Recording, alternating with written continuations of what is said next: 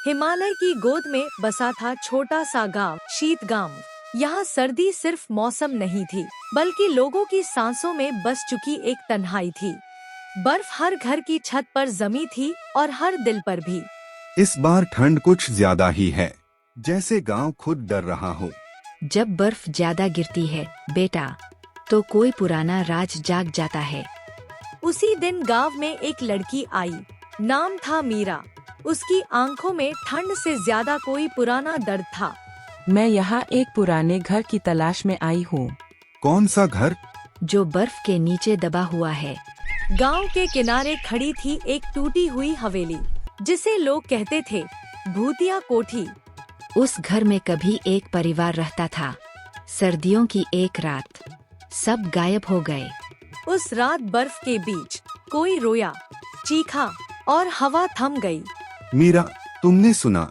हाँ, वो आवाज मेरी माँ की थी। गांव के बाहर एक झील थी जो सालों से जमी हुई थी। कहते थे उसके नीचे किसी की लाश है। सच यही दबाए। तेरे पिता ने गांव के मुखिया का विरोध किया था और उसी रात बर्फ गिरनी शुरू हुई। तो उन्होंने मेरे परिवार को। मुखिया ने जमीन के लिए पूरे परिवार को मरवा दिया था और झील में छिपा दिया। अब गांव को सच बताना होगा। तभी मुखिया वहां आता है। बर्फ सब कुछ ढक देती है बेटा, लाशें भी और सच भी। उसी रात भयानक तूफान उठा, जैसे कुदरत खुद गुस्सा हो। मीरा के परिवार की आत्माएं बर्फ से निकलकर गांव में घूमने लगी। हमें न्याय चाहिए। वही मुखिया गांव में आता है। ये सब झूठ है। गांव वालों ने सब देख लिया था। तुम हत्यारे हो। बर्फ की दीवारें गिर पड़ी और मुखिया उसी झील में गिर गया, जहां उसने लाशें छिपाई थी। अब आप शांति से सो सकते हो। सालों बाद शीतगांव में धूप निकली। अब ये गांव बदलेगा। मैं यहीं रहूंगी, अपने परिवार की यादों के साथ। पुरानी हवेली अब एक स्कूल बन रही थी। जहां कभी चीखें हुआ करती थी, वहां अब हंसी थी।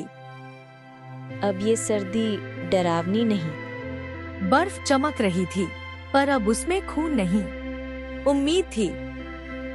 मीरा का परिवार रोशनी में बदल गया। कुछ सर्दियां हमें ठंड नहीं देती, सच देती हैं, और जो सच सह ले वही जिंदा रहता है। शीतगांव में शांति लौट आई थी, लेकिन कुछ जख्म इतनी जल्दी नहीं भरते। आधी रात स्कूल बनी हवेली से एक घंटी अपने आप बज उठी। ये घंटी, स्कूल में कोई नहीं होना चाहिए। मीरा जैसे ही अंदर गई, एक ठंडी हवा उसके पास से गुजरी और किसी ने उसका नाम फुसफुसाया।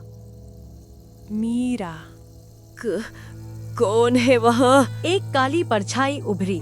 मैं मुखिया का बेटा हूँ। मैं भी मारा गया था। जिसका चेहरा जला हुआ था। मुखिया का बेटा?